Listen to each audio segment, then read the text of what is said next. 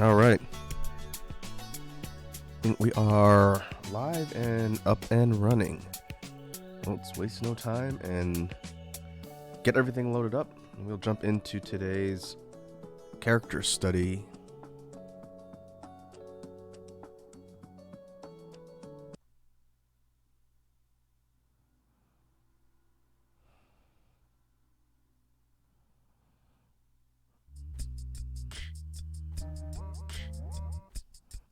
All right, we'll throw the BGM master playlist on. I think we got everything loaded up in Clip Studio. All right, I think we're good to go.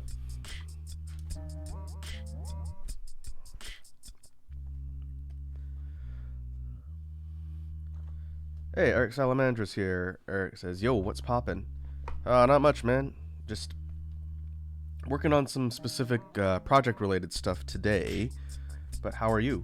Welcome to the drawing stream. Hope your Saturday is going well.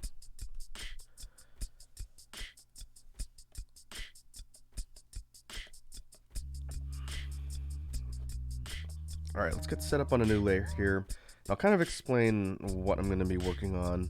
Unlike a couple of the previous streams where we've been kind of working on some of the developing character studies or kind of free drawing or concepts, today's session is actually for something I'm working on. And I won't talk too much about it because it's a little bit of a secret, but it is for a future project. And so what I'm going to be doing, the main focus of today's session, and this one's probably going to be a little bit shorter than some of the other ones we've done, because I have to leave in like 2 hours. We are going to be focusing specifically on character sketches today. And that means we won't be doing anything fully realized or fleshed out, but we should be able to get multiple sketches done. And that'll be the main goal here, because we have essentially 6 characters in concept that I need to have some rough sketches for, and we'll see how that works out. I don't have to finish them all today, but I would like to get a little ways through at least a couple of them. Hey, Crusher's here. Crusher asks, Raku, have you ever drawn yourself? I have a couple times. The old avatar art I was using here on Twitch, that's on a couple of my information cards on my channel main page, that was drawn by me. All my emotes were drawn by me. But I generally don't draw myself super often unless it's relevant to something we're doing. But that's not terribly difficult. You just draw some kind of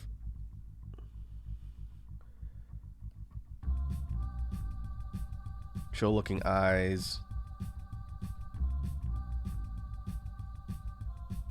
Get some bangs. Don't forget the yellow highlights on them. Throw on some headphones.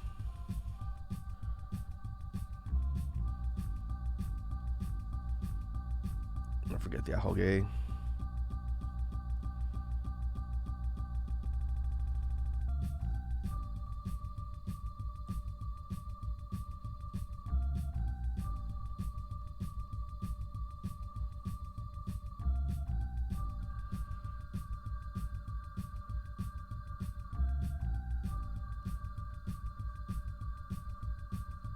Add a little more detail.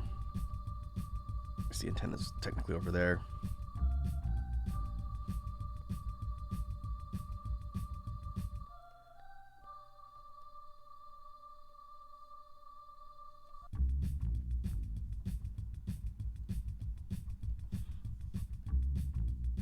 And there you go.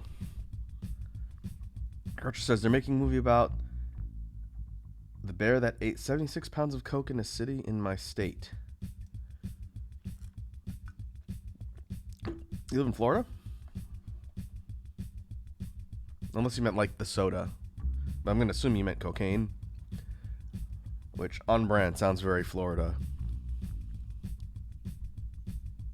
I'm going to assume that bear was having a day.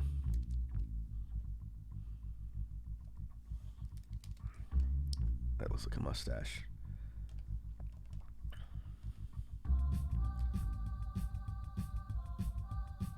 Crusher says Kentucky actually hits the drug. He died 5 minutes later. Yeah, that would do it.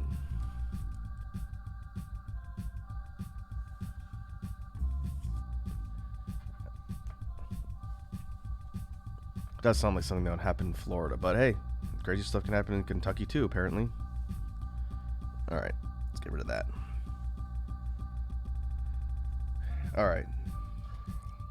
So I'm going to start off by doing a rough primary for a rough pose primary without any real detail, and then we'll scale that up.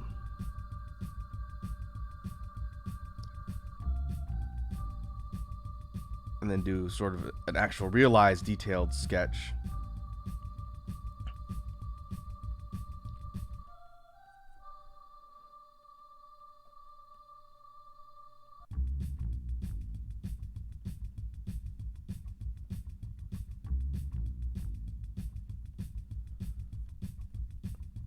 And this should set up the poses. This will be really simple.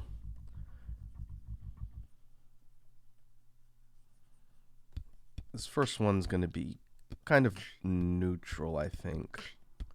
We'll see. These are character concepts, but they're going to be actually sketched out, kind of like you do for a reference sheet, but it won't be a full reference sheet per character.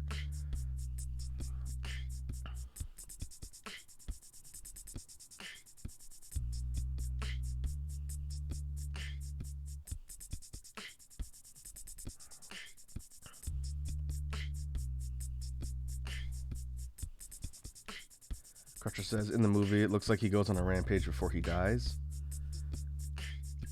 I'm assuming they're taking some artistic liberties there. Eric says, I'm playing some Fortnite just to get level 200. Good luck. Show no mercy. Crutcher says, I mean, I assume he went on a rampage after ingesting it, but in the movie, it's probably going to last longer than 5 minutes. Have like the National Guard come in, full like standoff and everything else before the bear finally goes down. Maybe like Scarface style, the bear finds a weapon and has a shootout with the police.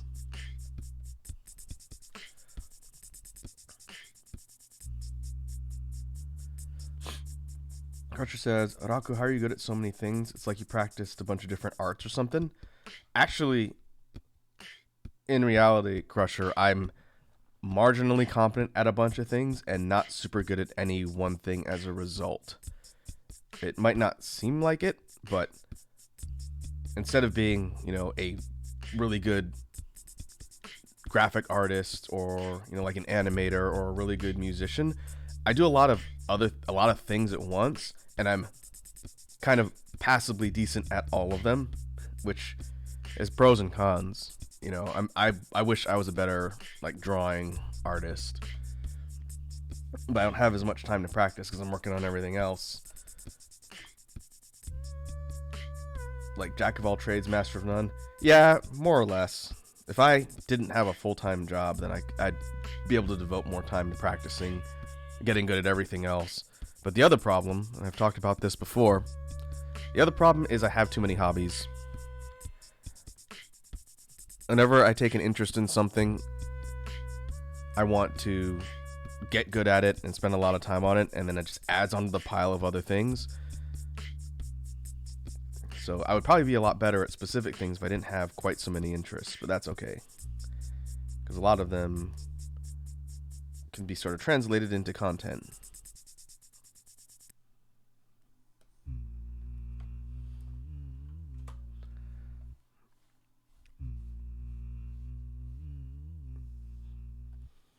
Alright, we're going to have to think of scale here. The reason why I'm blowing this one up so much is just so I can have an idea on the pose. We're going to take this as a base guide, and then we're going to start sketching out some details over it. So this is going to be dropped way down in transparency.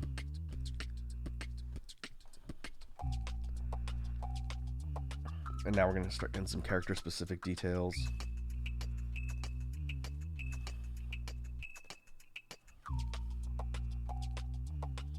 Eric says 2 more levels and then just waiting for the island end event. I have never got into Fortnite because I'm terrible at battle royale type games. It's kind of becoming like the Smash Brothers as property, where everything you can imagine under the sun is in it. Crusher says, well, don't ever stop making your art, especially if it brings you joy. I know it brings me joy. Oh, it's very kind of you, Crusher.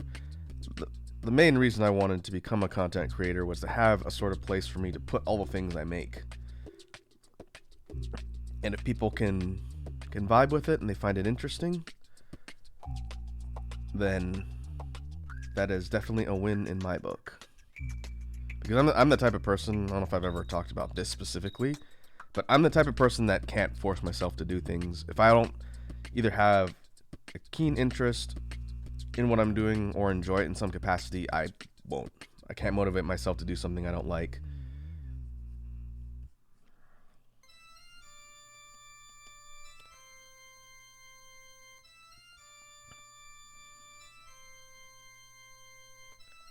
Okay, we may have to scale the primary around a little, but that's okay. I'm doing this from reference. If you see me looking off to the side on the same monitor as chat, it's because I'm looking at a reference drawing for what I'm working on here.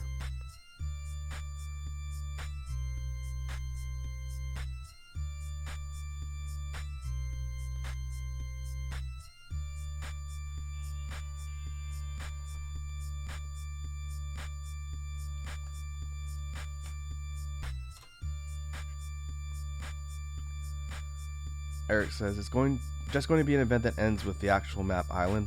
Oh, I see. It's not one of those like big themed like special events that they do every once in a while in Fortnite. Crutcher says that's literally me, but if I take my meds, I can do stuff.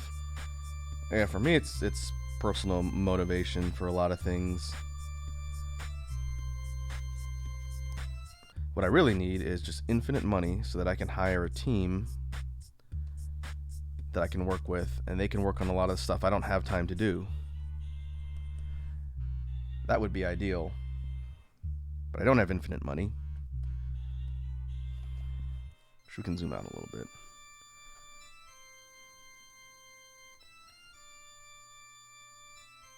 I don't need to be zoomed close and just do rough details like this.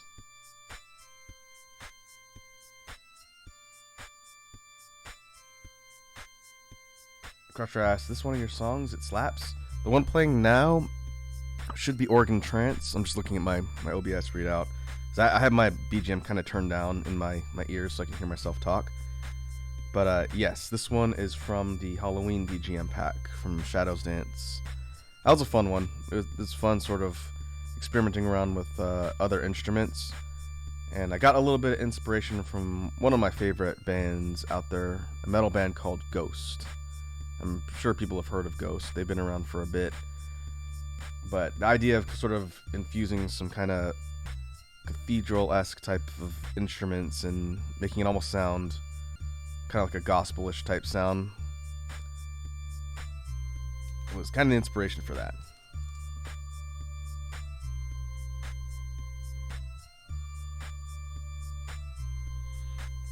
Crutcher said, added it to my playlist on Tidal. That is something I can mention because I think it had just happened when we did our Vampire Survivor streams, but I can mention it again for people that weren't there. The latest BGM pack is out on Spotify and Tidal, and also on YouTube if you want to preview the songs. But the BGM Collection 2.0 was what I released this week, which is a combination of tracks created with input of chat on our jam streams.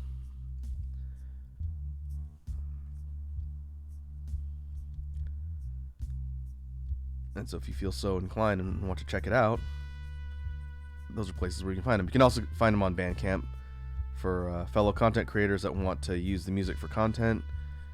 You can get it free downloads for all the tracks there, like everything else I've released so far.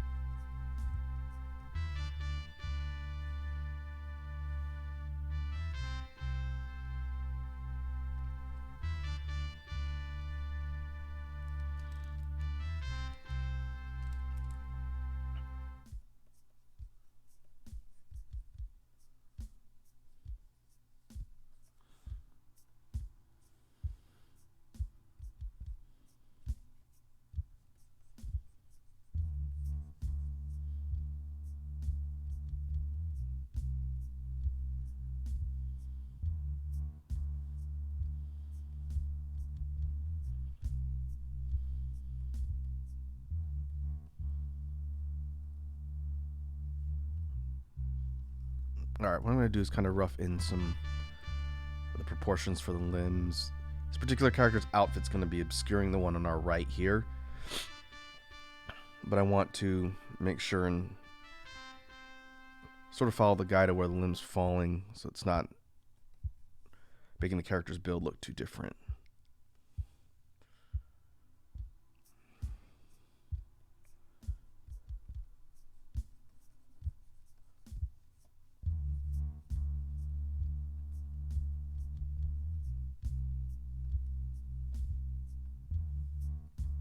And what we'll do is once we have the more specific details, I'll scale and adjust what I need to, and then we'll kind of rough in more of the details. So we're taking the first primaries, sort of the pose, what the character is doing, and then building it out from there. So in theory, we should only need two primary sketches for this, but we can do more if necessary.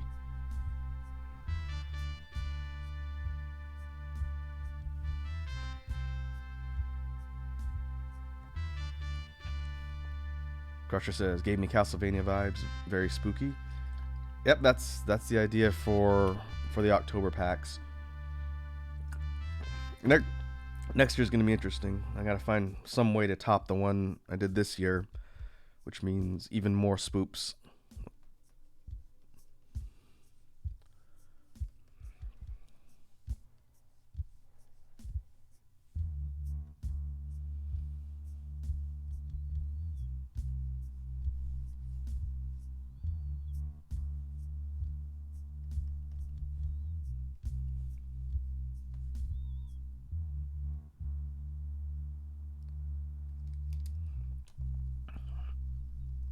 Okay, this is the cape I was talking about.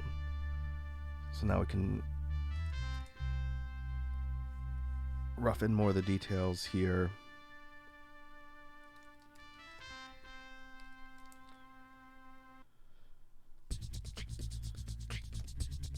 Start deleting out the stuff that would be obscured. Again, the point is to take these sketches and ultimately turn them into fully realized drawings. And I don't know if I'm going to do all of that on stream between now and when this project is done, but I wanted to get a head start today because I had some ideas that were fresh in my mind, which is why we're doing that today.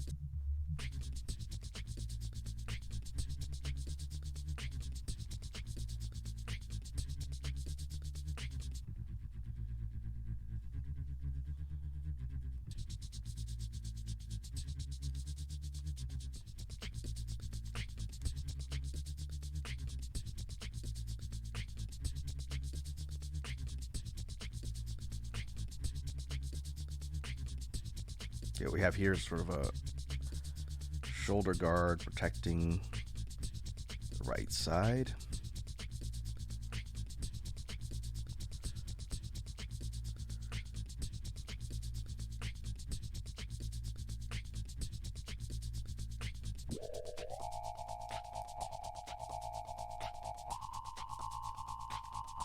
And this is a sort of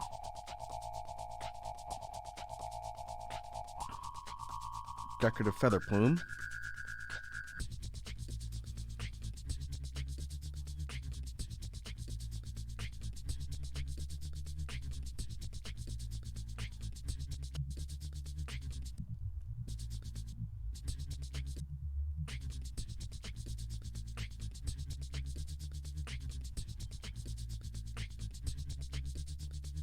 And this particular limb here is not obscured by any garments. So you gotta think of what the sleeves look like. Basically, so I can put some details for this one. That way it's kind of clear what I'm doing. This particular character, who does not have a name right now because it's not important, this character is an alchemist / plague doctor.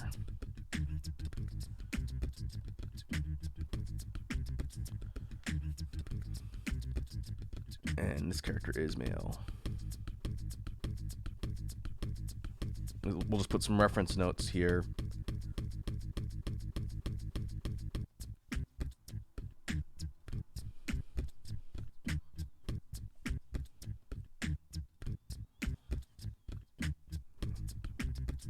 And maybe what we can do is talk a little bit about things like color paletting, even though that's not the point of the sketch. I'm not going to be coloring anything today. This is just getting all the details together for a guide, and then I'll eventually be using this as the sort of format guide for the realized drawing.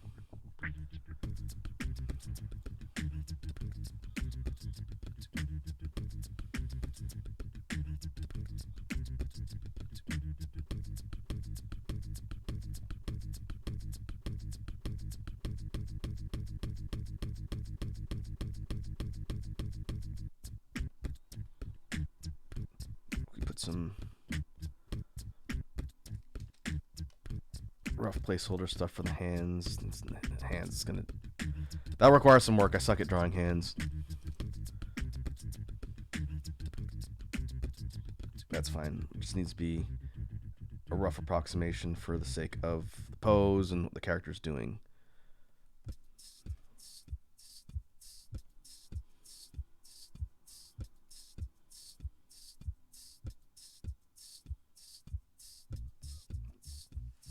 Sea Crusher has redeemed a hydrate, stretch, and a save reminder all at once. Okay. I'm drinking smoothies today. It's a remainder of my lunch. But save reminder is good. Thank you for that. We'll save our work so far. Stretch.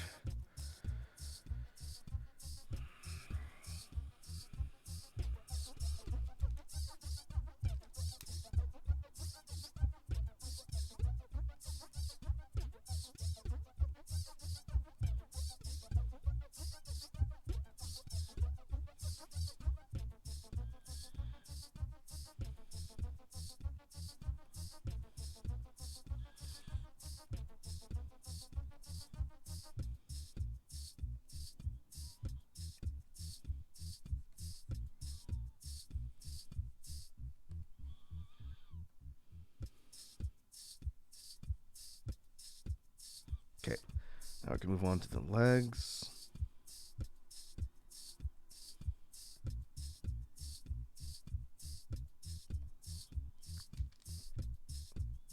It's a little bit tough to see just with the rough sketch here, but there's these kind of furry decorative parts on the cuffs of the wrists and ankles. Let's see how we can do that here. Something like this.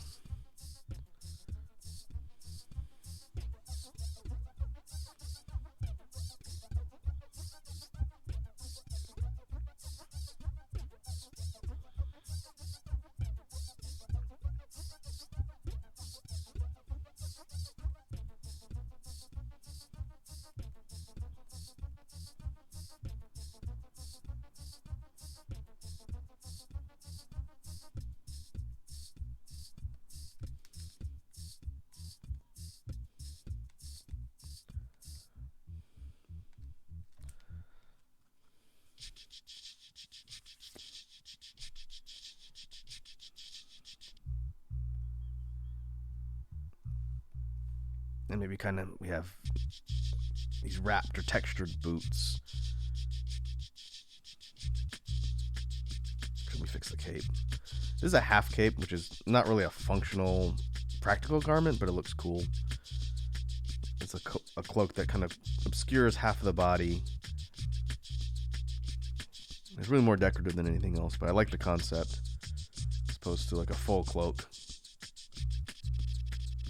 And so it's part of this mantle hood garment that the character's wearing.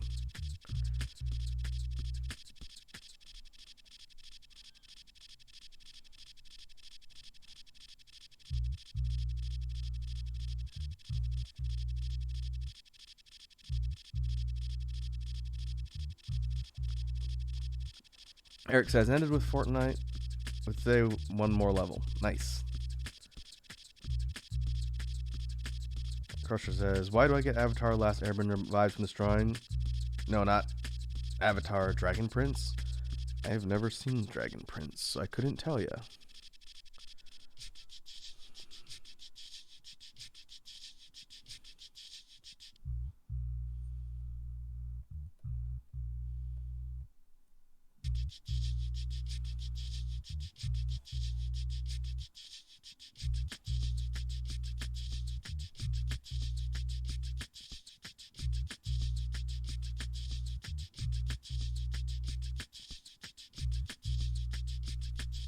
Crusher says it's pretty good, a lot darker though. I've heard of Dragon Prince, I've just never seen it.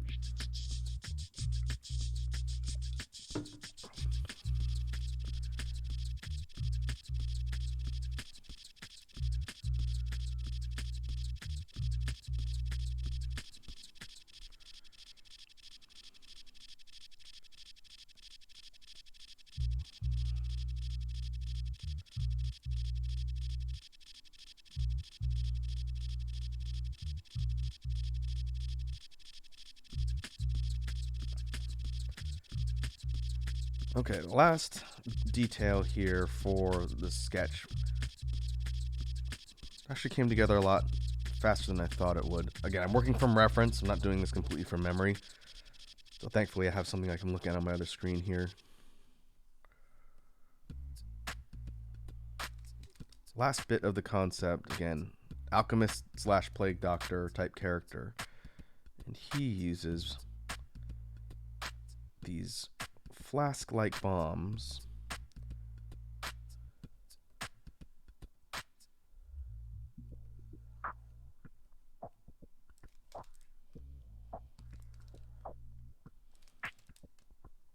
I'm going to do it like this first.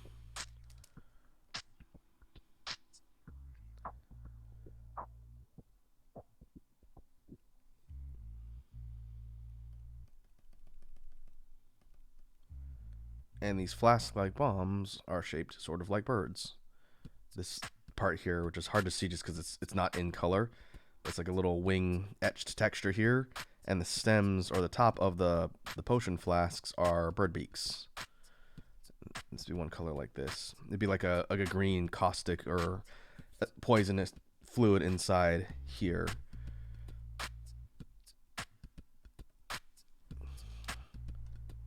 And so this character uses these as his main weapon.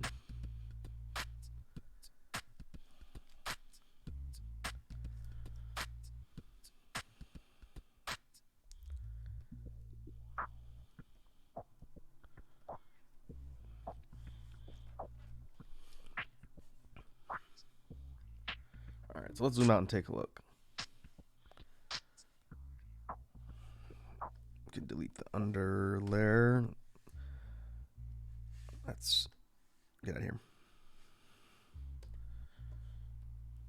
Again, these sketches are supposed to be relatively simple, but give me enough detail that I can turn these into realized drawings later. And I might be able to add stuff to them. And I want to get the basic look of the characters and the vibe down.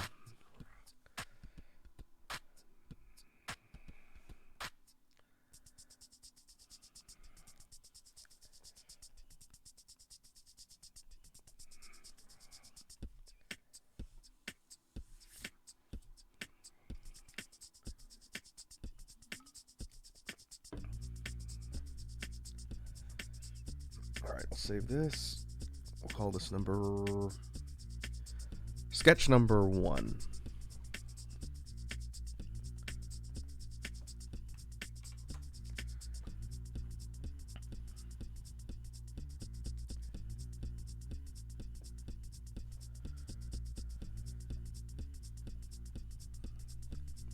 And we can talk a little bit about like potential paletting, since again I do know what colors are assigned for these different characters. But if we were to take the design and look at it kind of from top to bottom, we would have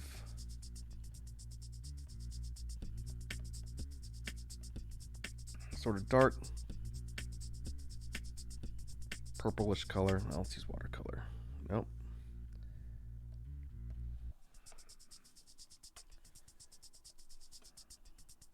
There, that's better. We have purple. The mask itself would be a dark purple gray. Which maybe more down here. The outfit, kind of a pale dark blue.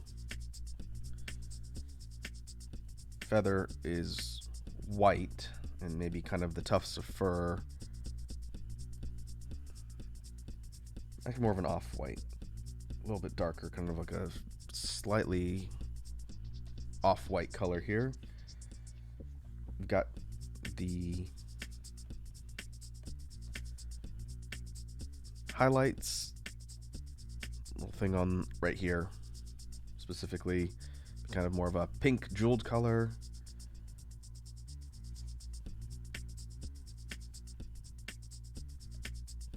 Likewise, a lighter purple accent color for the eye right here.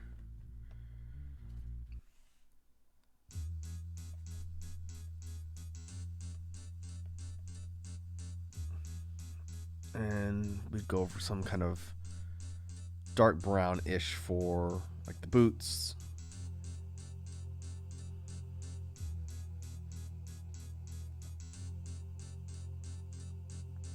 And that'd be kind of like a real rough palette. This character would have a lot of dark, muted shades. And nothing really flashy. The potion vial itself, well, this last one here, it'd be clear, but the contents would be green. A kind of bright, toxic green color. Crusher asks, I may have asked before, but do you take commissions when you have time? I can't remember if you've asked me specifically. I know it's come up, and it comes up every once in a while, so it's fine to ask. But I don't do commissions just because I don't have time. If you ever talk to like Wazzy or the other folks that know me, they would tell you that it takes me forever to finish a project, especially if it's not for like an actual piece of content or something I'm working on, like just for fun projects. They take me forever. In fact, I still haven't finished one that I was working on with those two, with Pink and Wazzy. And so that alone would make doing commissions very difficult. And I definitely would not want to take on stuff when I couldn't guarantee a timeline for people. And so the short answer is no, but it's purely because of time and scheduling. But it's a good question. That's the reason why I do things like create music, quote unquote music, for people to use for free. Because if someone came to me and said, hey, I need you to make a theme, that'd be really difficult. But if they say, hey, I really like one that you've made, can I use it for stuff? Then that's what it's for. But yeah, good question.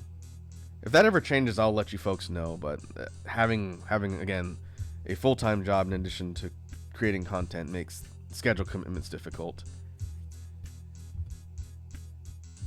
Which is why I got a lot of respect for people that do work commissions and use that to generate income. That's not easy.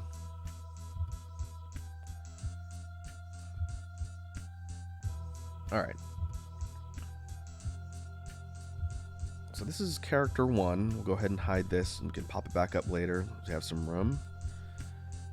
Next up, let's do another one.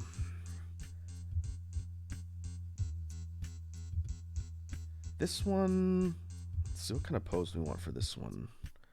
We'll go kind of similar. We'll zoom in.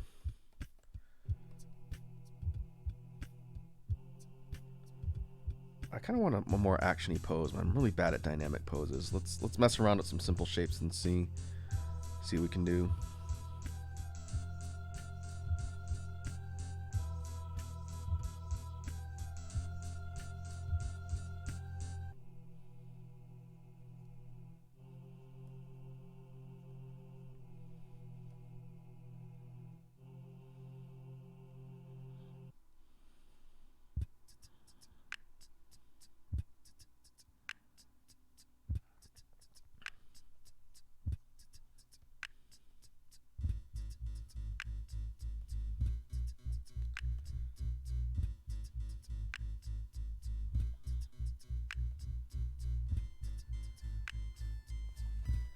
Even if we don't have a dynamic action pose, that's not the point of these. It's really to show just what the characters look like. And it's easier to do that from a more neutral standing pose. It'd be something like drawing all of the details for the character out, and then if I was going to hire like an artist to do like an animation or like a fully realized like reference sheet, I can say here's what the character looks like, and then put that in the hands of someone who's a lot better at it than me. So let's see, let's try a couple different ones here.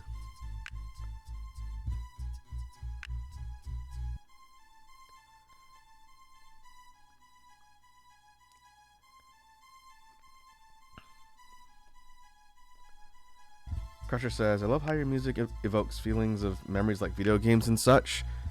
That's definitely the inspiration for a lot of the stuff that I've done.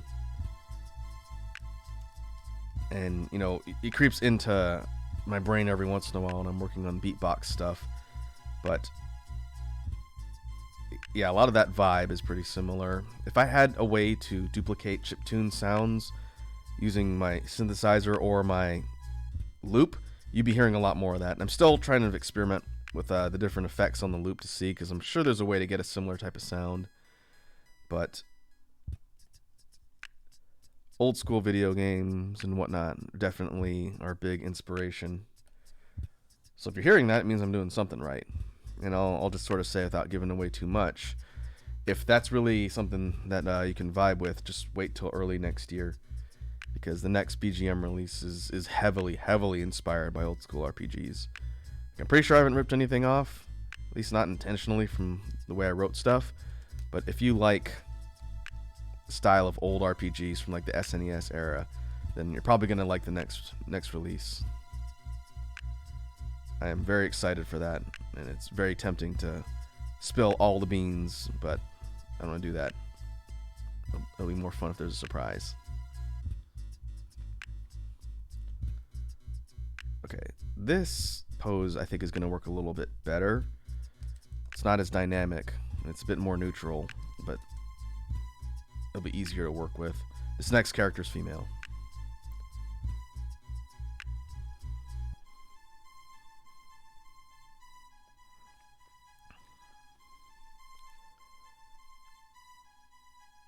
Okay, kind of a standing pose, one leg sort of obscured.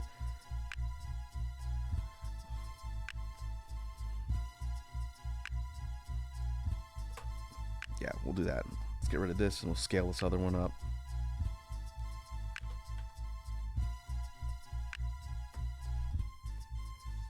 Crutcher says, ooh, hype. There will be a teaser for that project coming out soon. That's why I'm being a little bit tight-lipped with it. There'll be a teaser coming out. I'm shooting for the early part of December. I need to sit down and edit a video for it. And I haven't had time since the holiday and work being really stupid. I haven't had a lot of time this last week. But I think I have all of the assets I need.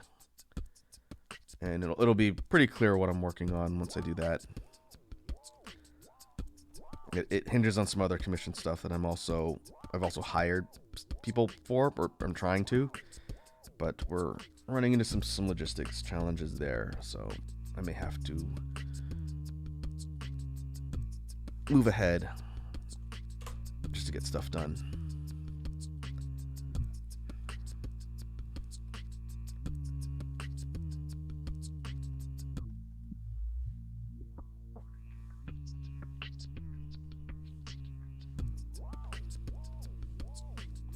Save this.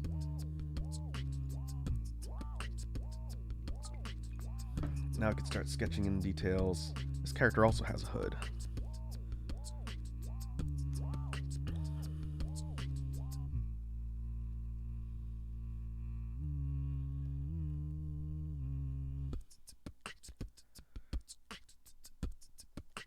But we just need to sketch in basic character details.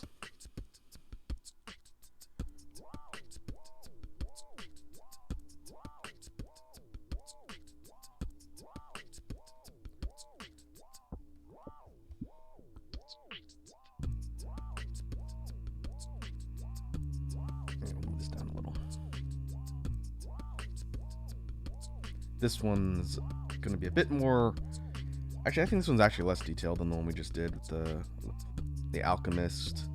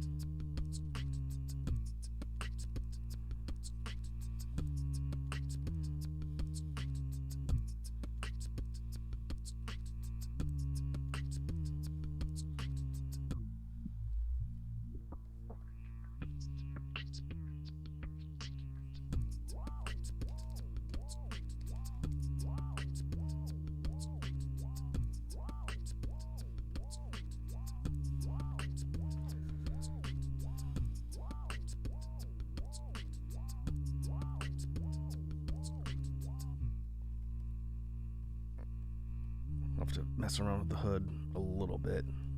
But this is kind of like the other characters, and then this one has kind of a cape-like outfit too.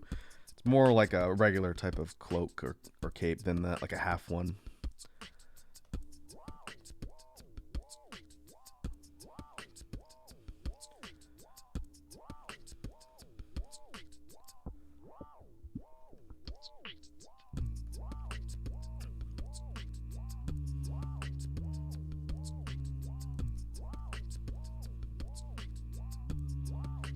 Figure out where it's going to go, but it's going to kind of be draped over the shoulders like so. So I'll have to be a little bit careful of the build here. Not to make the shoulders too broad. Maybe have like a clasp here in the middle.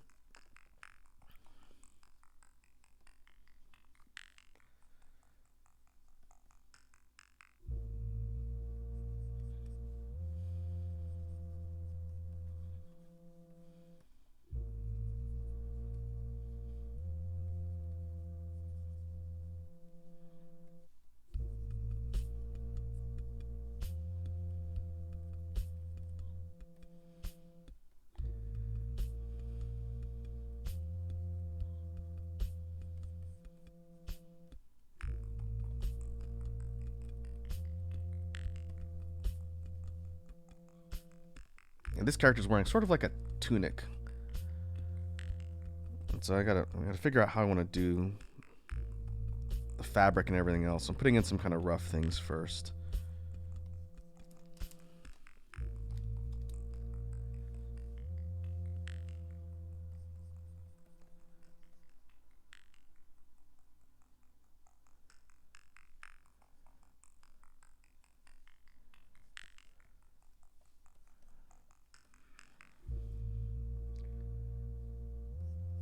Let's see, arms. This arm does not have anything covering it.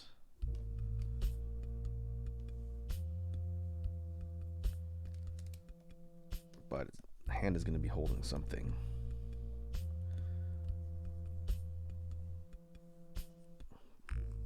So we'll do it like this and then check our proportions and make sure everything is lined up I'm just doing kind of like a rough costume here, because this one, again, it's not as complicated, but I have some artistic liberties I can take here. So let's get the basic details in and see what we got. And I see a save reminder from Crusher. Thank you. Crusher says she looks jacked. Yeah, her build's not supposed to be super muscular. This character's class. I can write this up here. I don't know if this is like an official RPG class. That's not the way I designed a lot of these. I just wanted character classes to reflect their kind of proficiencies if they were going to be in a game.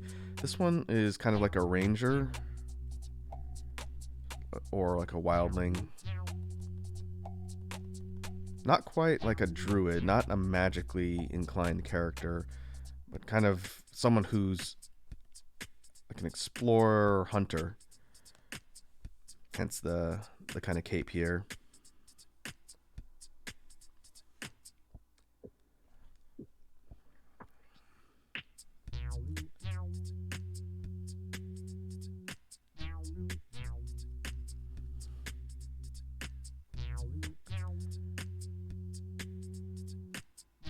Crutcher says, I love the mask, so mysterious. Also, I do believe Ranger is a class in D&D.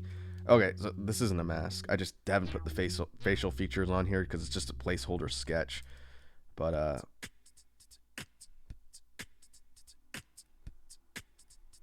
yeah, it look really weird because this is the way I placeholder eyes. The actual eyes won't look like this with these big vacant orbs.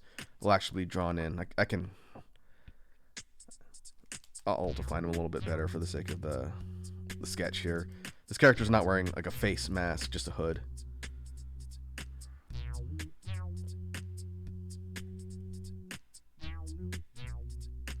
But the face part I can do later.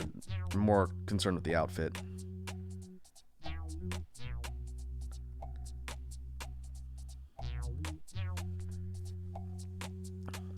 You'll see me doing something like this on any other ones that don't have like a face covering, which I don't think any of the other ones do. Just the first one we did, the doctor. But yeah, good observation. Looking for a little bit more of a mischievous vibe for this one. If you saw the reference work, you would know exactly why.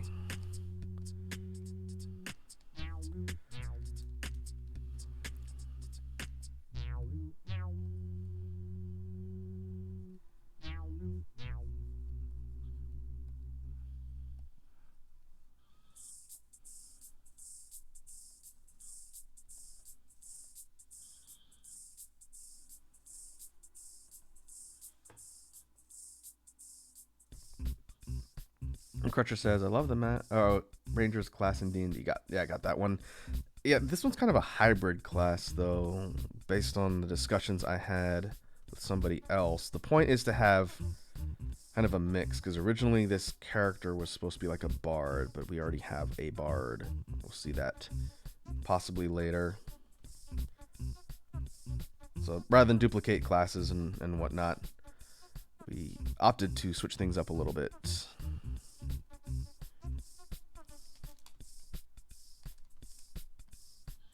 And this arm will have like a gauntlet or like a bracer covering the arm here.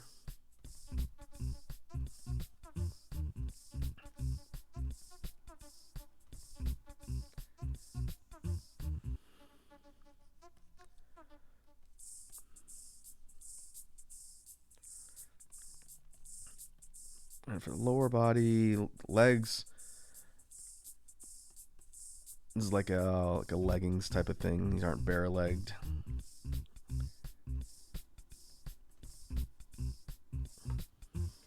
Crutcher says, oh, so like a multi-class character? Yeah, similar idea. The characters here aren't supposed to fit standard stereotypical archetypes, just resemble them somewhat. Like, we'll see that in the next one I'm gonna do. It's not gonna be probably a 1-for-1, but I wanted to really closely emulate what you'd see in standard RPG tropes again.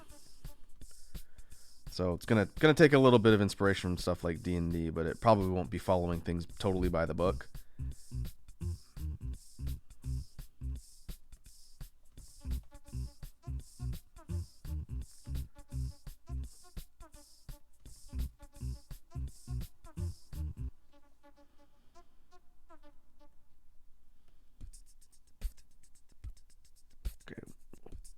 Rough in the shoes here. These are again a bit more like adventurer's boots.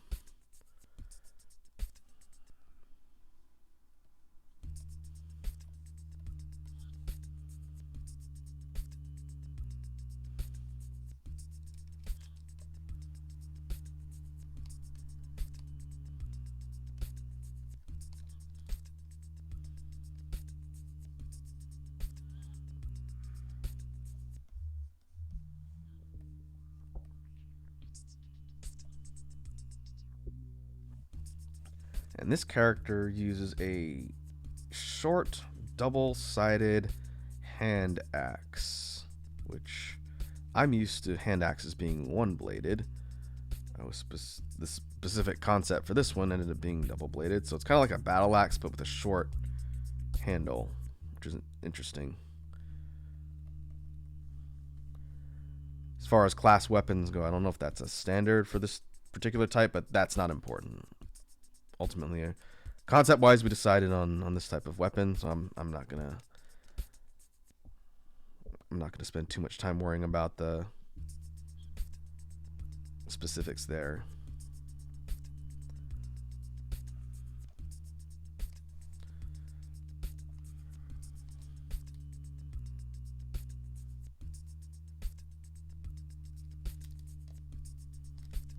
Okay, so this is the inside of the cloak.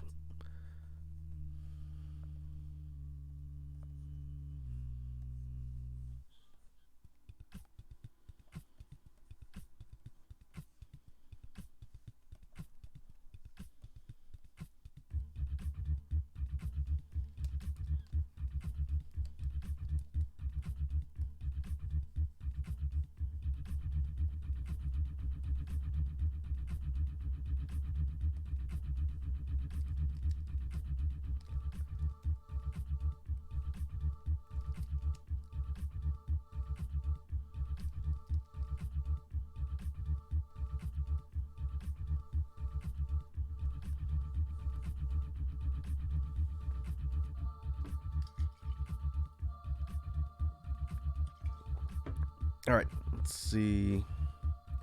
Oh, put the gender symbol here.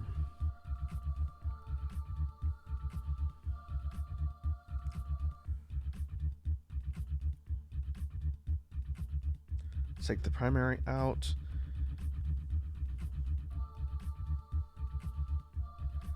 And as far as the hood goes, and I haven't talked about that yet, it's kind of like a rabbit-ish themed hood.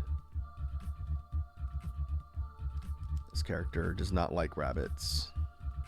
Thus, she is wearing the skin of one as proof to the rest of its brethren. She hates rabbits.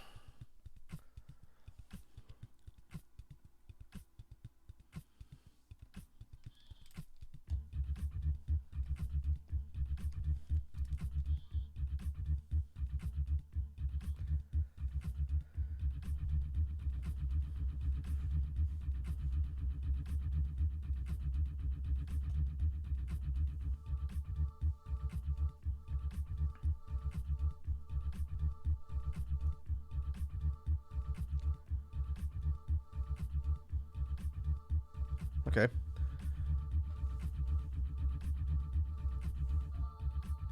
This one, again, this one's a little bit simpler than the last one.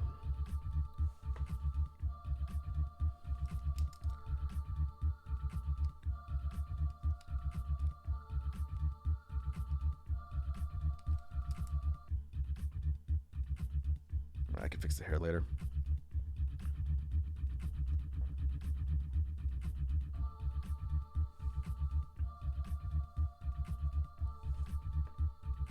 I think that will do for this one. Let's check scale against the other character. This character is definitely shorter than the one we just did.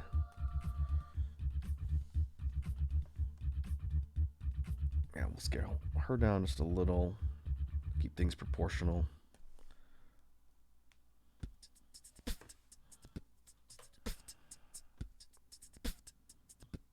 Now we can do the palette.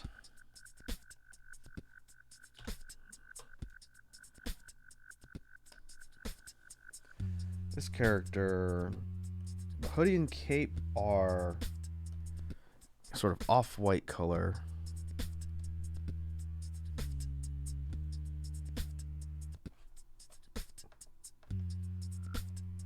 So let's try for maybe something like this. It's gonna look a little darker than I'd actually want, but for the sake of it showing up on the canvas, we'll do something like that. Tunic is blue. Dark blue.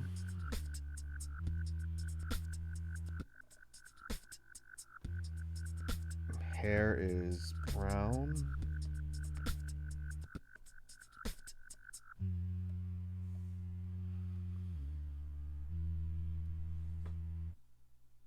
Leggings are sort of like a Robin Hood tights-esque dark green.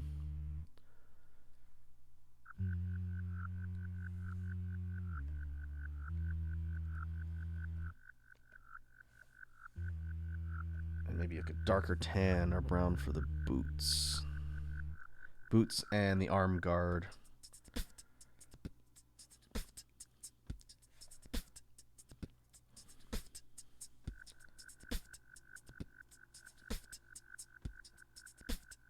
And between the palette and some of the character details, this character might look somewhat familiar. I would just say don't worry about that for now.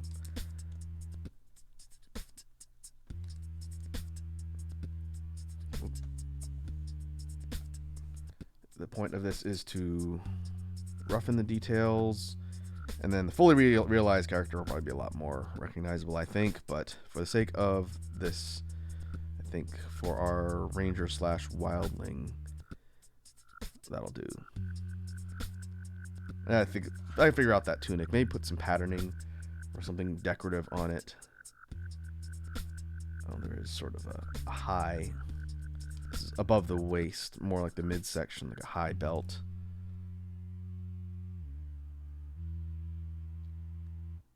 Not quite sure if the original intention was to have that be like a waist belt or something related to the cape, so we'll make an artistic decision here. Let's put that there for now.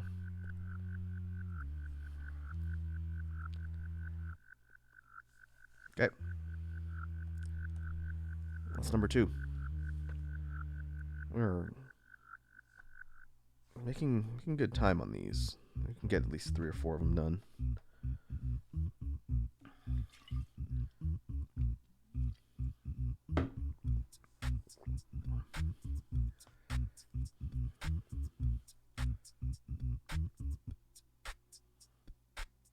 Okay, I think I know which one I'm going to do next. So hide you.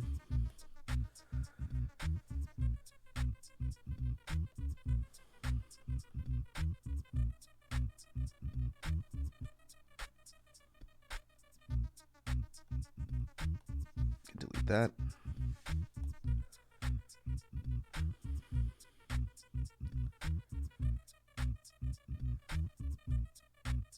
Okay, this one, let's see what's a good pose to do for this one.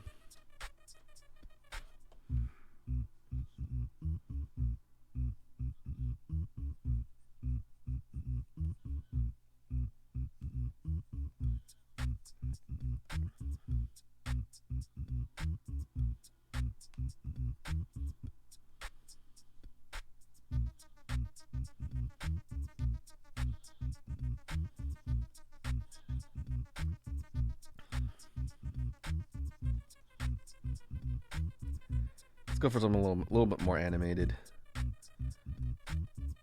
Very Praise the Sun from Dark Souls.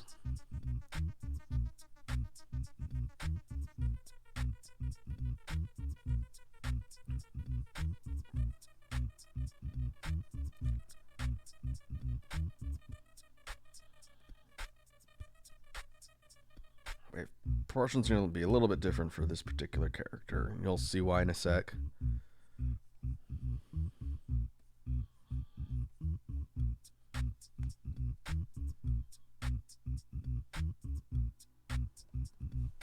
Okay, that's actually perfect.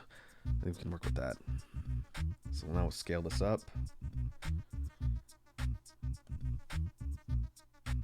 This character proportionally is actually going to be shorter than the other ones. Yeah, proportions are going to be different on this one, but height-wise, this character is a bit shorter, I think. A bit more squat in stature.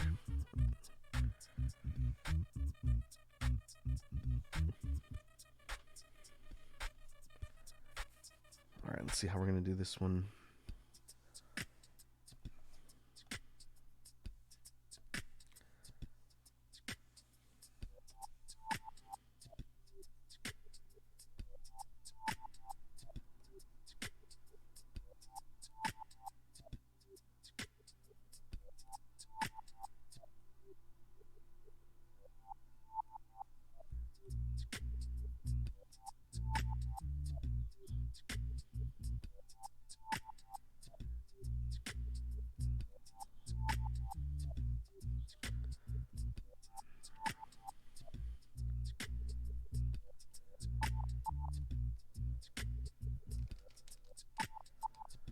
And so you might be able to tell just from the initial details I'm putting in here, this next character is not human.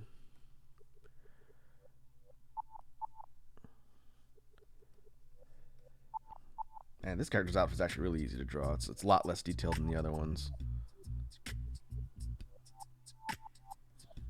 This character's sort of wearing a sort of robe.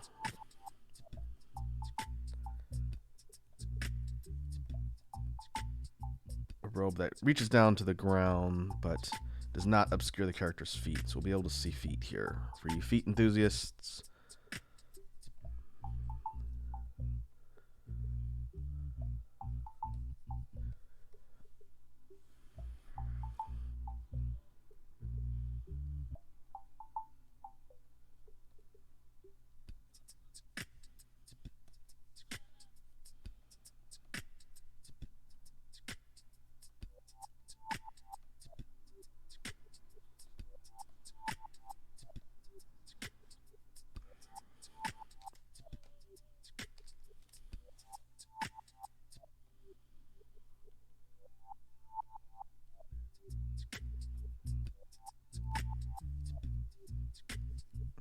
on the chest of the robe here, there's a sort of runic symbol.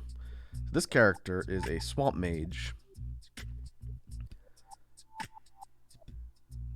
And species-wise, he is a frogman. And I know there's lizardmen and dragonborn and standard classes, but my worldview and concept vision also allows for frog people. So like an amphibious race.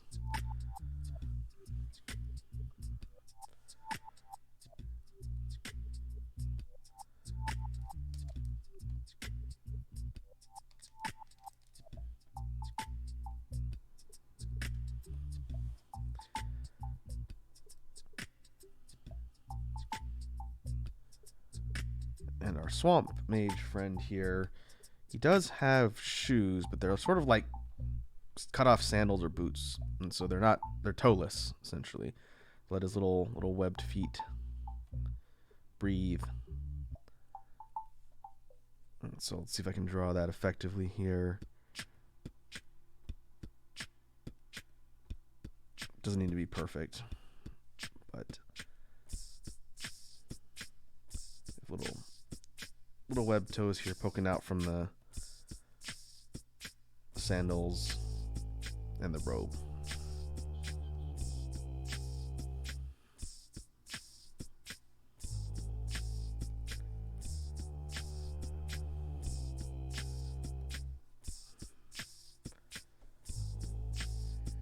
Let's see, the trailing edges of the robe are gilded. They have this trail here that we'll see in the palette.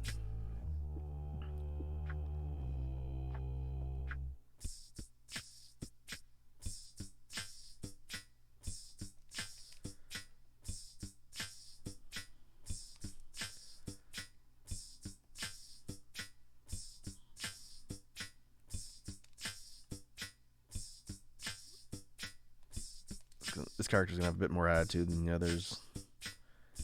And he's got some markings on his face.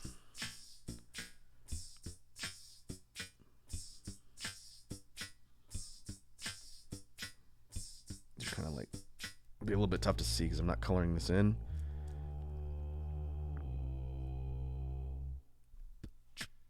But he's got some stripes on the sides of his face and right on his forehead.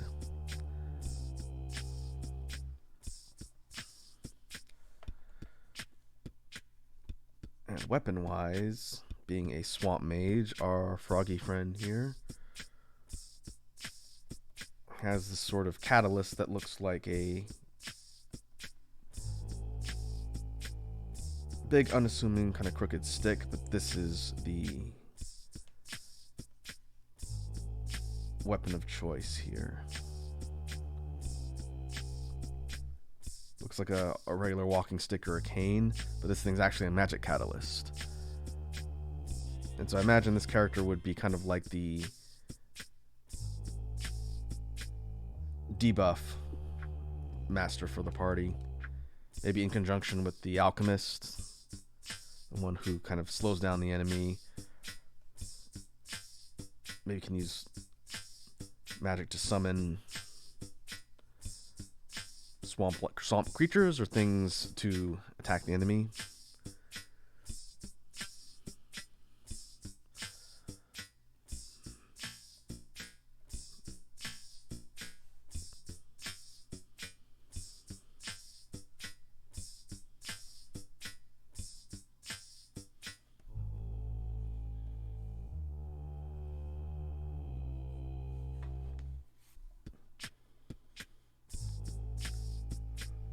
There's a magical energy running through the catalyst like this.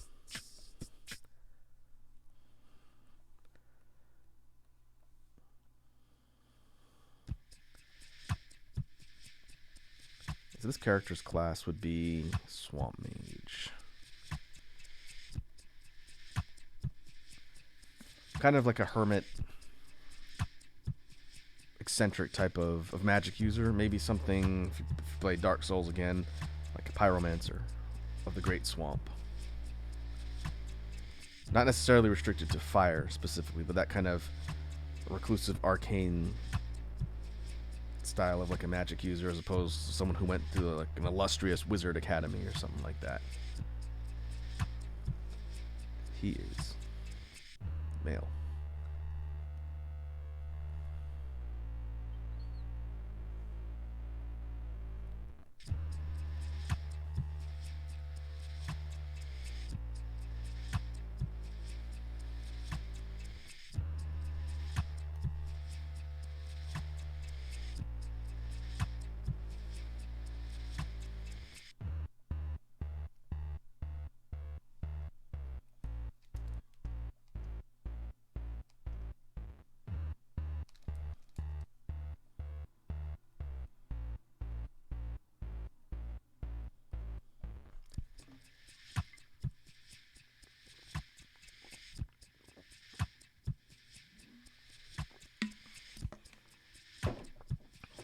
Alright, let's go ahead and save our work.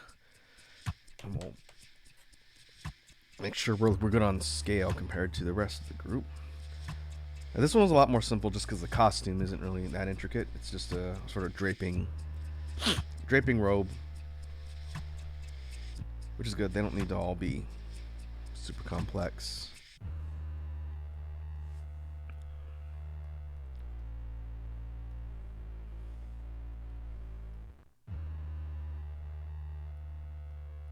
Okay, I think we'll scale this dude down a little bit more.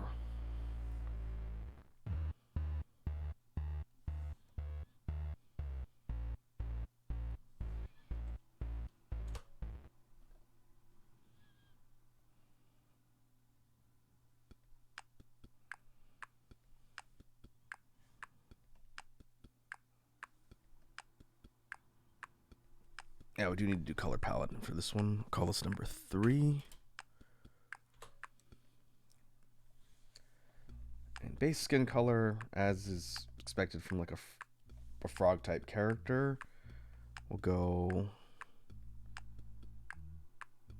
a mottled green for the skin. The markings are bright orange.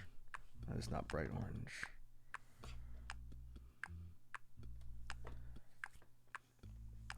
The robes are kind of a more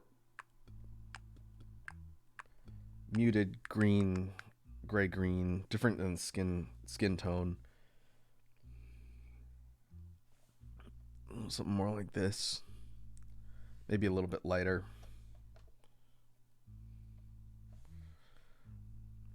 Yeah, it's a little better. The trailing edges, sort of yellow highlights on the outfit. I'll go lighter than that. Not quite gold, but light enough that's going to contrast with the color of the outfit. And then kind of toeless sandals on the feet. It's kind of like a brown color. And we'll go with maybe a lighter brown shade for the catalyst, the staff.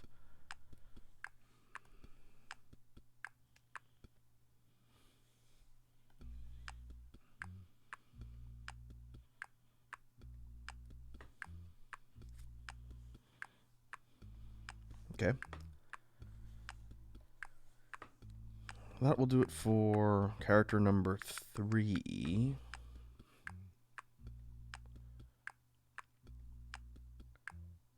Let's see if we can get through one more today. There are 3 more, and I'm going to have to think a little bit on one of them.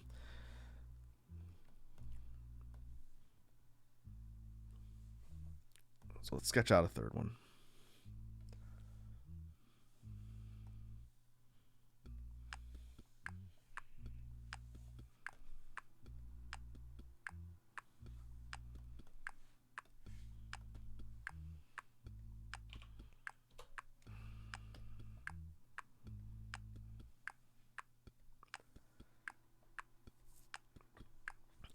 Now for pose on this one.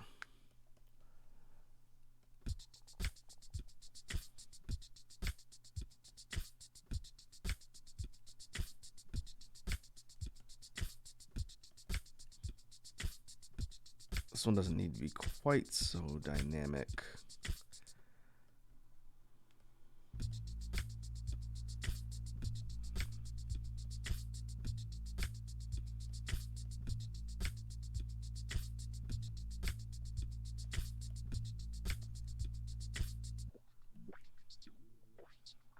Let's do something like this. Sort of like a leaning standing pose.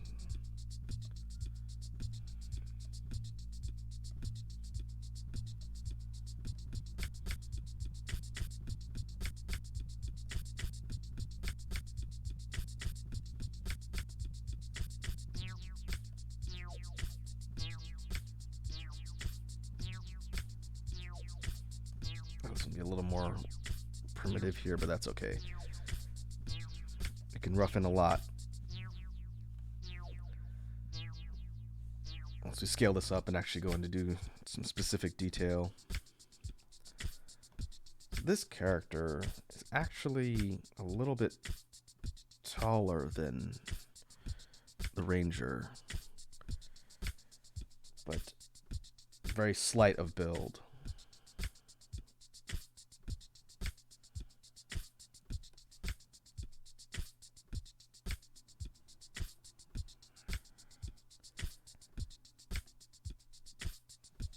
Because this actually that's just scaled up way too big. We'll go a little bit smaller, but I'll change the proportions a bit and then we'll scale it up at the end. That's fine.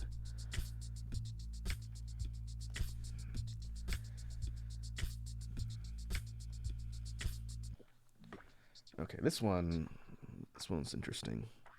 A little bit of a different type of outfit on this one.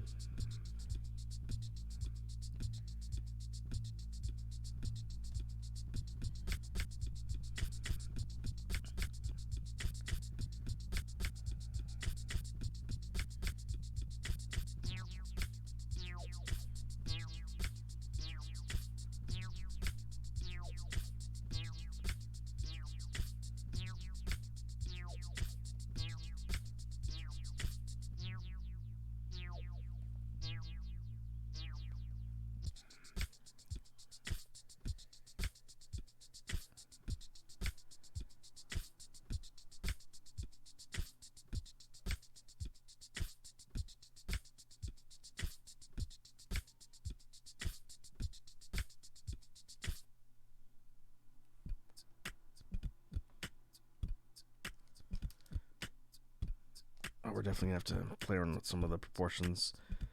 But that's fine so far.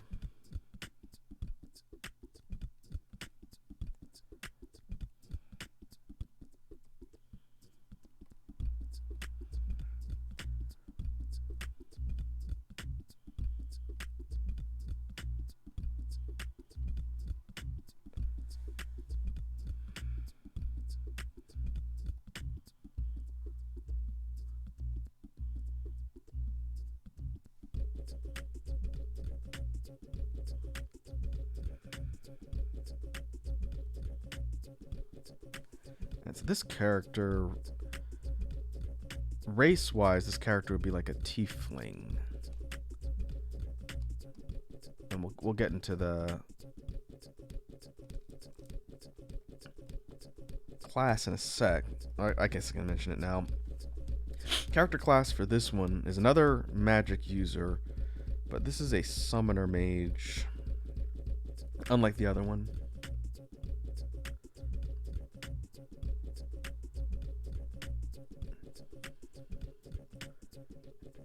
Hey, Soggy Froggy is here. What is up? Soggy Froggy. How are you doing today? Froggy asks, is this part of the things you showed me? Maybe.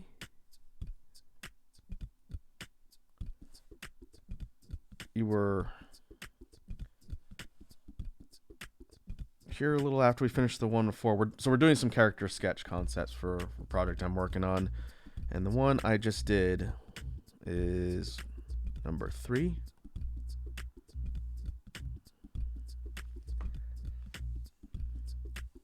And so this is the one we just did. This is our swamp mage.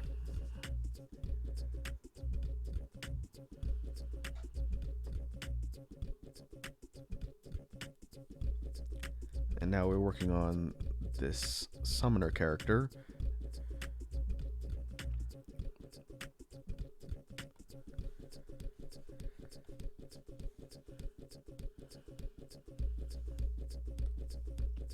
This character has sort of a mage's robe.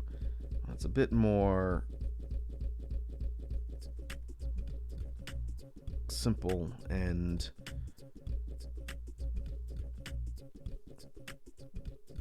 a bit fancier than the swamp mage's robes, which were probably more dingy, as expected from someone coming from the swamp.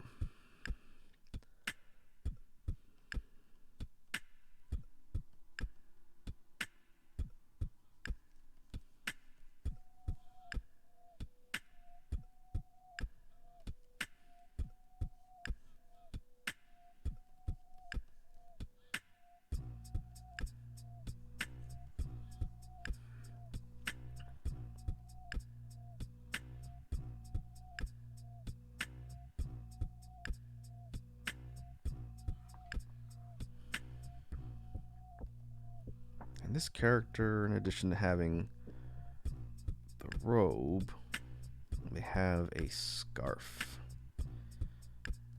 It's a long, kind of doesn't build out quite like that.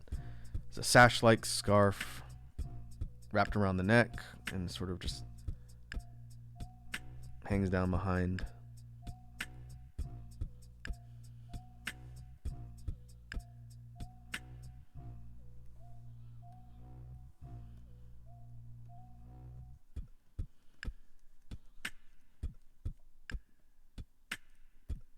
And the shoes are these sort of pointy, almost clog-like shoes.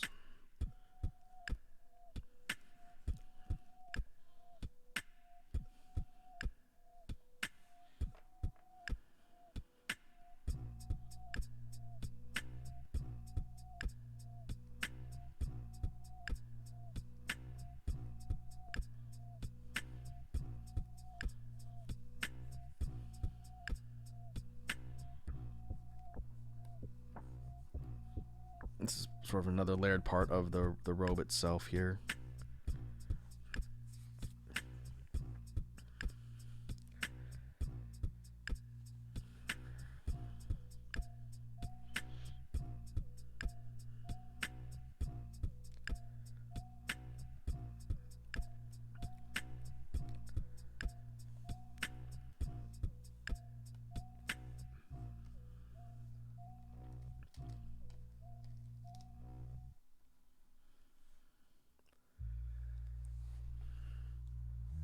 Froggy says, I'm such a sucker for wizard gear like this. Are you saying you own a robe and wizard hat, Froggy? If so, respect.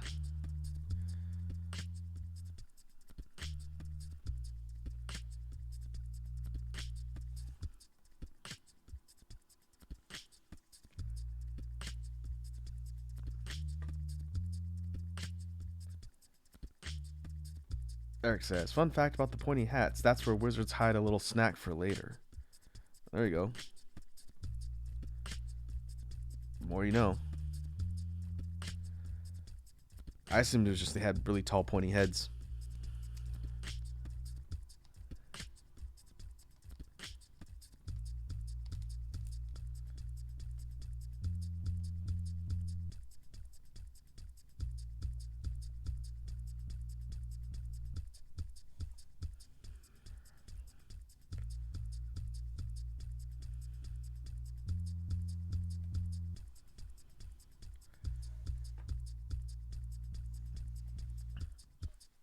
Froggy says, I actually used to have a hoodie that was very saggy at the arms, sleeves, and hood. It was awesome. Like one of those really like baggy, loose-fitting type of hoodies.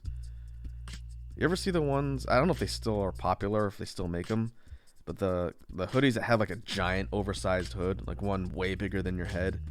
Those are pretty fun. I have a couple of those. They're not practical, but if you ever need to take a nap, then it is definitely handy.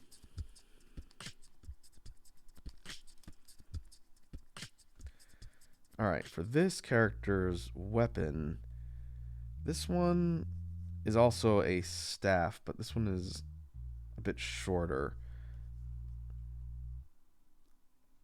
And this one's made of metal, not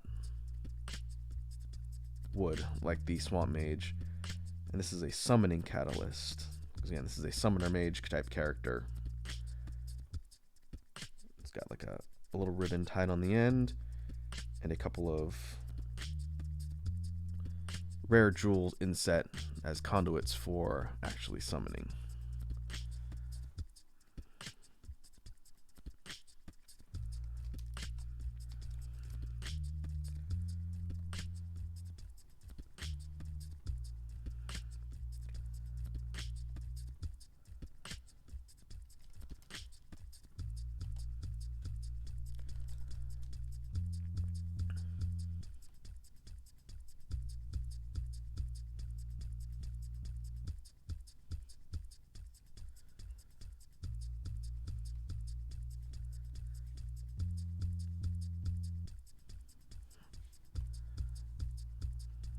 Alright, so let's take a look at the scale compared to the other characters.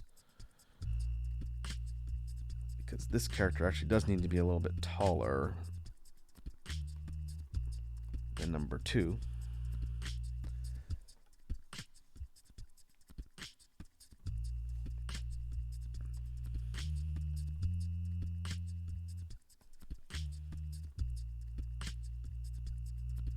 But technically a little bit more thin in build. Let me see if I can do this reaching over my keyboard.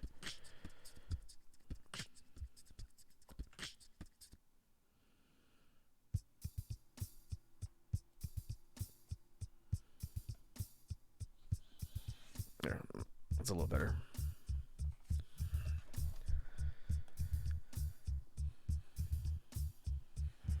Hide this. So this character, put the additional details, is a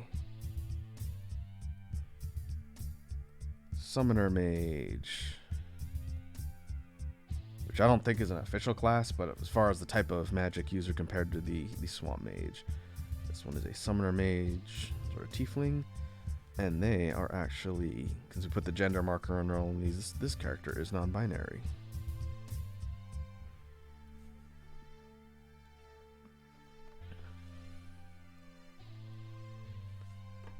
Hey, Medkit's here. What's up, Med?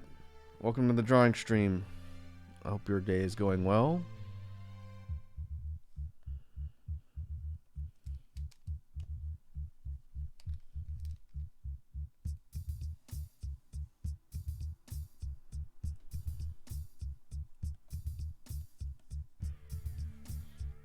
And see right off the bat, Med has redeemed a hydrate and a stretch. Alright, I got my bottle of water.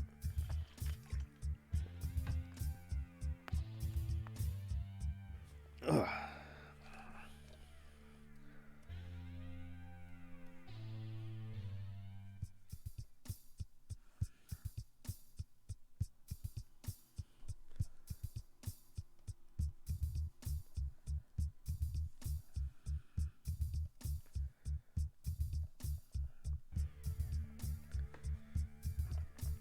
Thought about some other details to potentially add to the summoner's outfit. Thought about maybe putting something like rune symbols on this part of the robe here, which might not be a bad idea. We'll put these in here for now, and I'll see if I want to keep them when I actually flesh out these drawings a little bit later. So for folks who are jumping on, these are character sketches for a project I'm working on, and we're doing some rough character concept sketches for now. And here, I'll put this one alongside the others. We've done 3 so far. Primary, we can delete you. You're done. Yeah, this is number 4. Pure.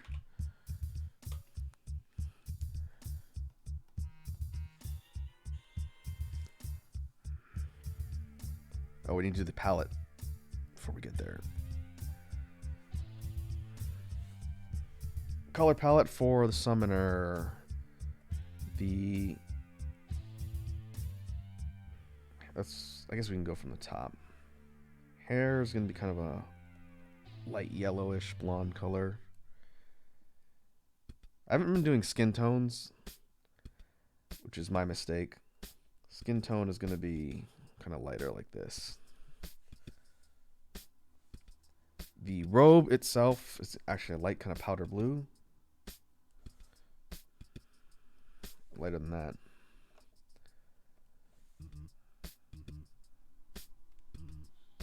Probably even lighter than that. There, it's better. The scarf is a deep red, a crimson color.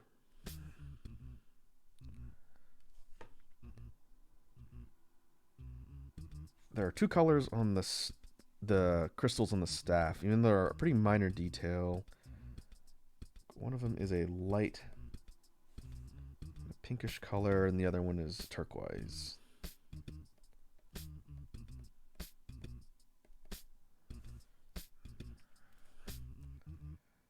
The staff itself, the catalyst staff for the summoner, it's metallic silver, something that's forged or crafted out of metal.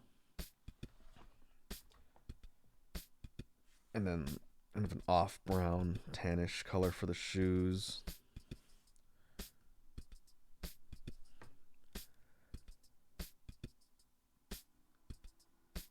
Oh, there's a slightly lighter color for this part right here. That's part of the robe. That is much lighter. I'll put it down here. Show a contrast in colors. That's what that looks like. And then everywhere where you see a ribbon is going to be the same red as this right here. All right, now let's look at the lineup.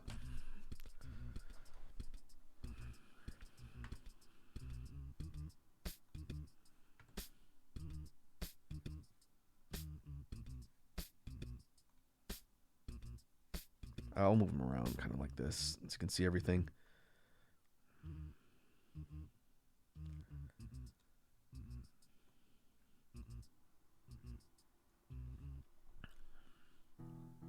So we've sketched 4 characters.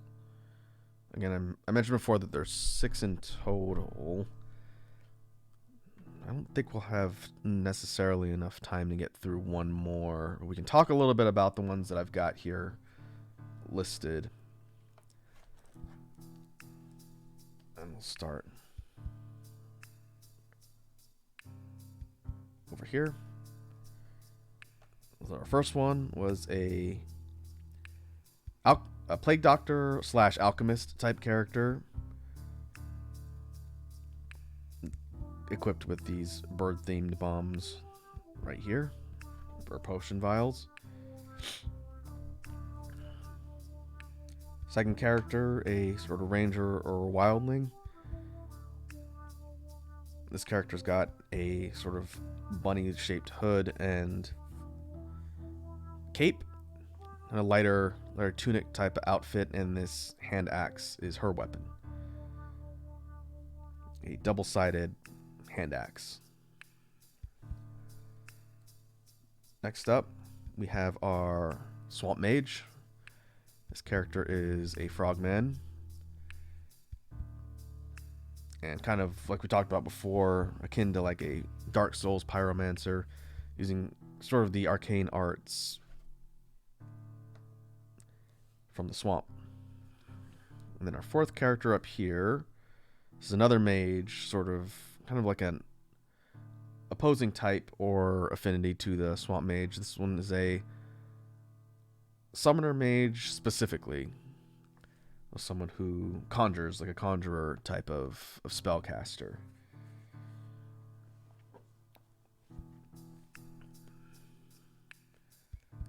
And that is everything we've sketched so far. So again, to kind of reiterate what I was talking about at the beginning of the stream, these character concepts I want to fully realize into some actual fleshed out rendered drawings. I don't know when that's going to be because it's in conjunction with a larger project, but I plan on taking these and working with them, and I had some ideas in my brain rattling around today, which is why I wanted to sketch them out here on stream with all of you folks. So you're getting a bit of a preview, but also this is a chance for me to get these ideas down before they leave my brain permanently.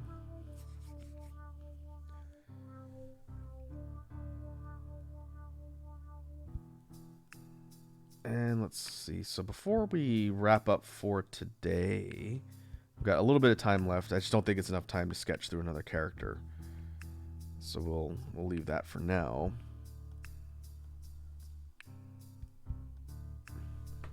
But before we do that, I'm going to go run to the restroom and refill my water bottle.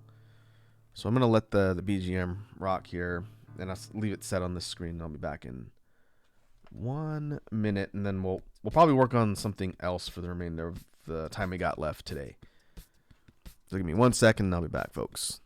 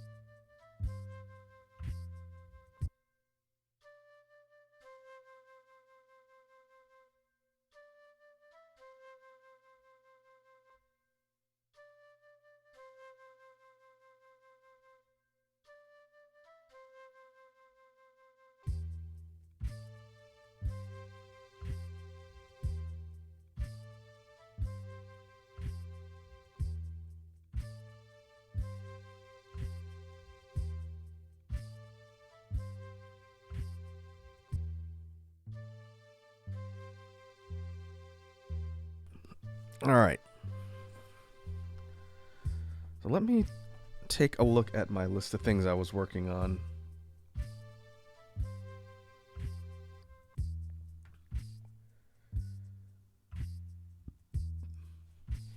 We'll see what we can talk about for the tail end of the stream here today. I know what we could work on.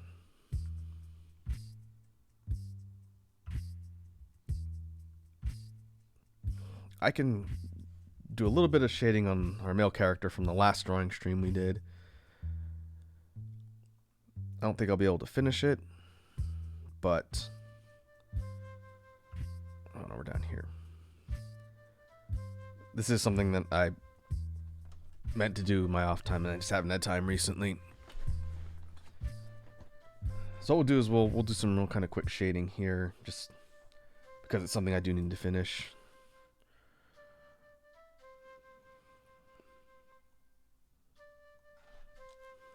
I guess we'll go hair. Maybe we could do hair and skin tones, or at least get started. Like I mentioned, I have to kind of cut the stream off abruptly right around 2 o'clock my time. So I gotta hit the road and drive a few cities up for something I got going on later today.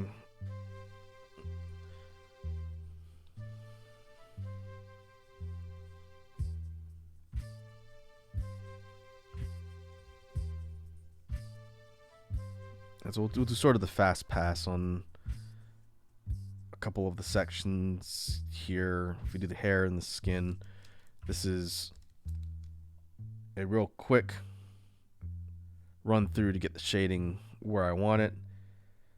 And then like we always do, we go through and we clean it up in the final pass. So we'll just get started here and start roughing in different shadowed sections. And that'll be less work for the next time I do this. I'll finish this one offline. That way we won't have to take up a stream doing this last part. I'll just chip away at it now. What I'd like to do is get back to the other character and start working on alternate outfits. I definitely want to do that before we start a new character study. The one I was working on for the majority of the stream today is because it's project related and I had some ideas. But for our other ones that have been ongoing, I definitely want to finish what we start before we go and jump into a brand new one.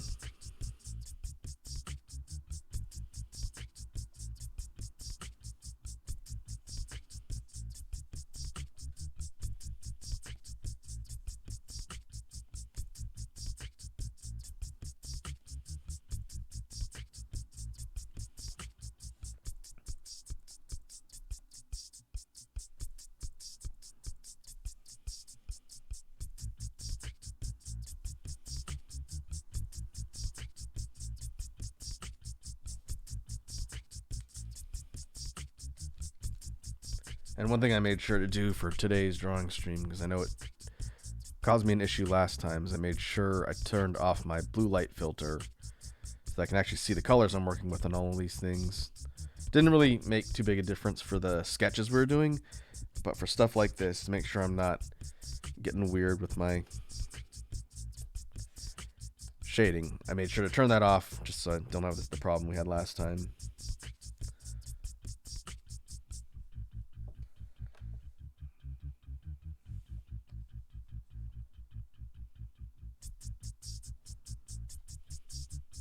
Alright, so now I can shade skin tones.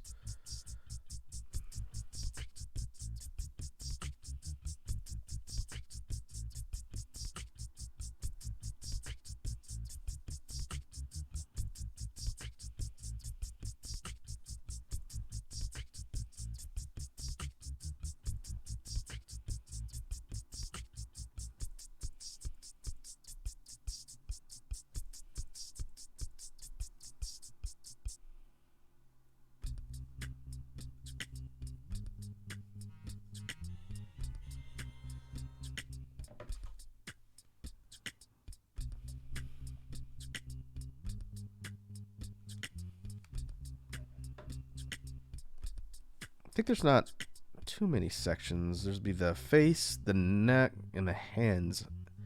This character doesn't have a lot of skin showing.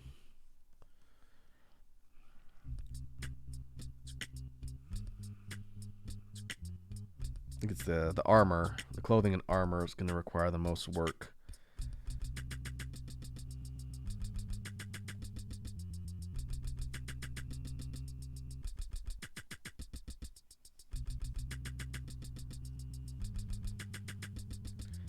We won't shade the lines. One thing I added at the end of the last session are these runic lines on the face. They're not scars or specific types of like damage markings. They're actually lines on the skin that are pronounced enough to be visible. This character's specific race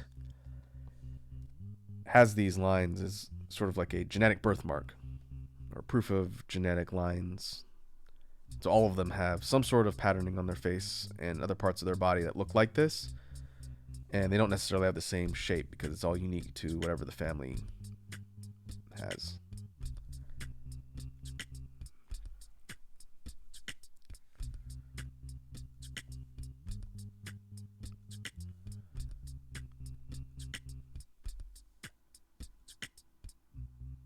Yeah, I think that's it for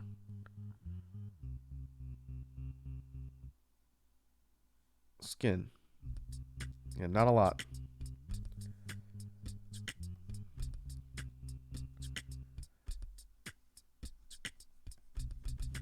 Eric says, Overwatch just put me in a game that ended.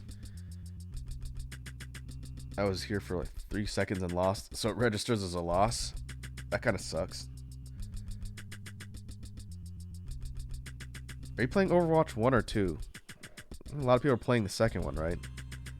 I know nothing about Overwatch. It's not really my type of game. Oh, Eric says 2. Yeah, is that any good? Again, not my style of game, but... Oh, first one is dead, literally. They pulled the servers for the first one when the second one came out.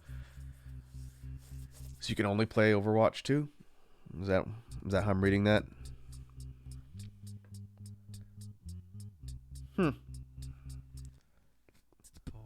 Well, I guess you have no choice then.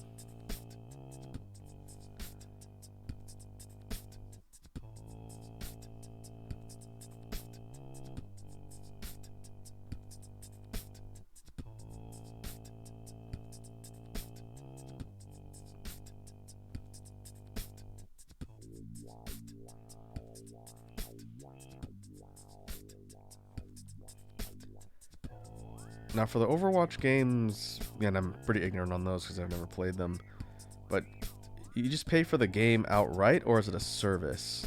Are you paying for a service, or is you just, buy the game and then that's it? I'm gonna assume they have probably like season passes and whatnot, since every property under the sun is doing that now, but I always wondered about that.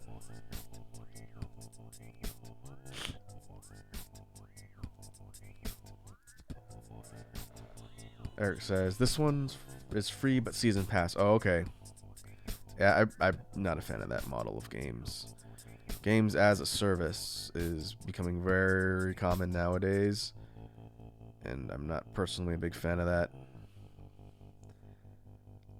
I'm even less a fan of people releasing unfinished games as a day one commercial product.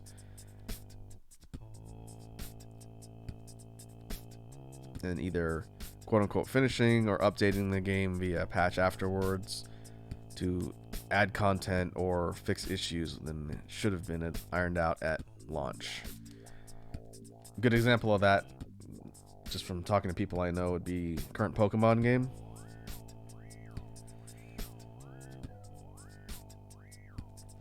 I've heard the game itself is alright, but it's very buggy and very poorly optimized.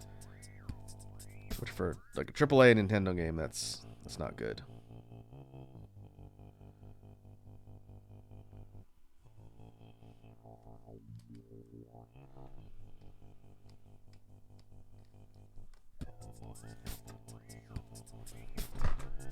Eric says, the last Pokemon is very buggy, but I think it's my favorite of the main line. I've heard conceptually it's good. You know, it checks the boxes and it does some good stuff. It's glitchy. It doesn't perform super well for a modern Switch game. I wonder if they'll fix it, or if they'll update it later to fix a lot of those issues, or if that's just it. Because if they don't, and they've essentially shipped an unfinished product, that's pretty bad from a developer perspective. And a lot of games are doing that now. I hear like Warzone's another one. Like Day One was pretty busted. People couldn't even play it. And if you're paying full price for a main title, and especially if it's like a AAA type game, if you're paying full price, then it should work well day one. If not, then you're doing something wrong.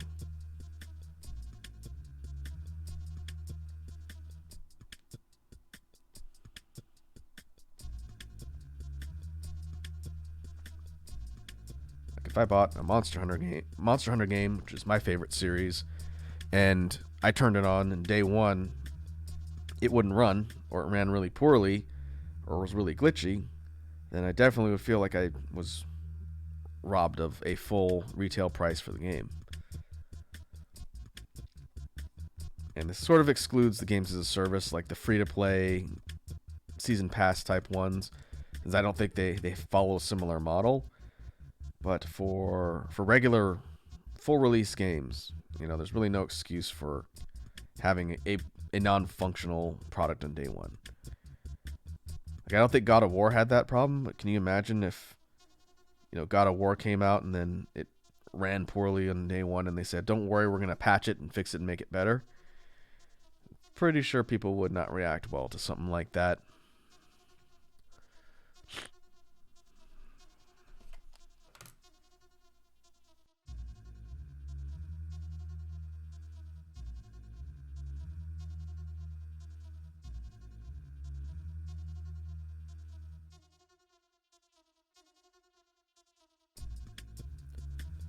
Eric says, confirm patch for Pokemon.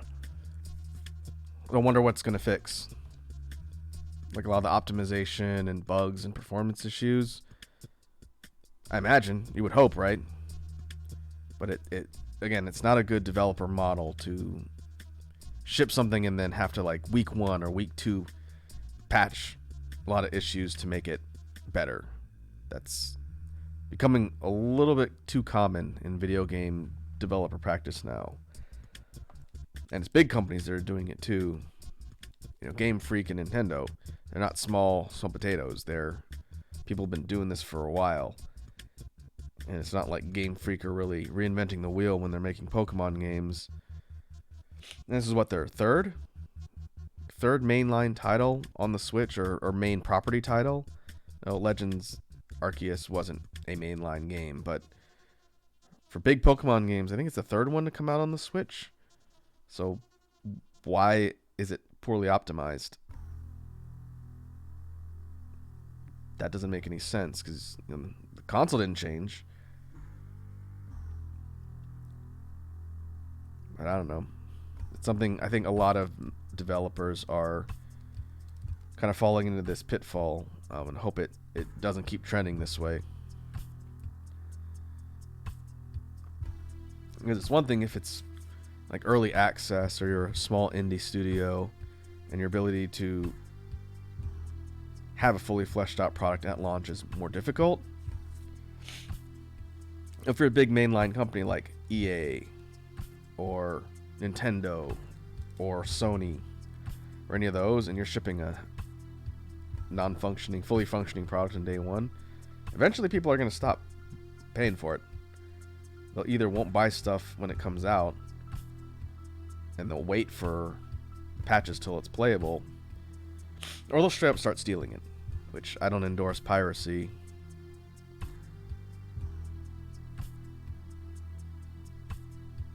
But you never know.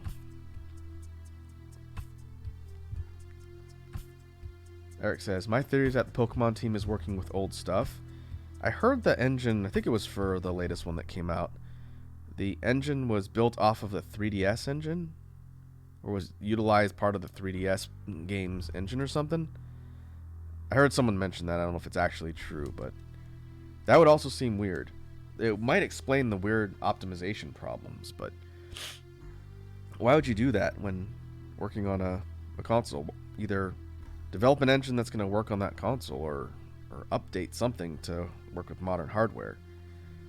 Case in point, like, you shouldn't be able to look at a Pokemon 3DS game and have it run better than a Switch game. That just shouldn't happen because it's entirely different iteration of consoles.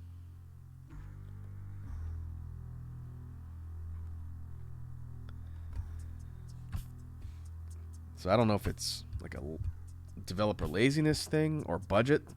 Can't be budget, and they put tons of money behind those games. I don't know. Just got to figure it out.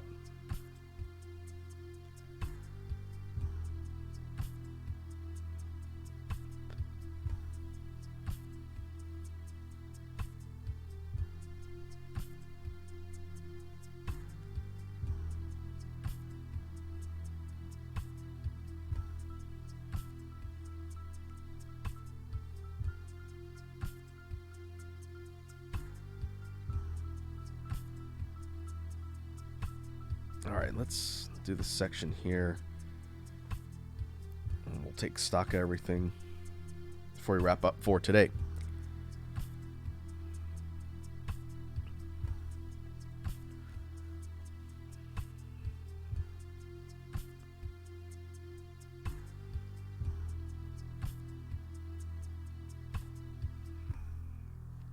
Alright, we'll save this. I'll work some more on finishing up this particular character, and then hopefully by the next time we do a character study, which might not be the next drawing stream, we might transition back to creatures or do something a little bit different for the next one. But when we get back to these types of characters, this one should be done, and we can move on to doing either all outfits for this one or the female one. We might rotate back to the female one first and switch things up. But with that, I think we will call today's drawing stream good. Again, if I had more time, I'd go for maybe another hour and try and finish those sketches we started. But I have to run. So before we jump off, let's see if anyone on the homie list is up for raid. Oh, Zekos is online. I haven't raided him in a bit. He's playing Naraka Blade Point. I've heard of that game. Okay, we can go ahead and head over there. So before we do that, let me turn off the BGM.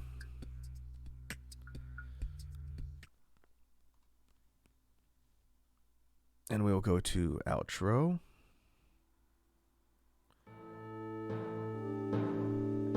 Hey, Edward is hitting me with a hydrate right at the end.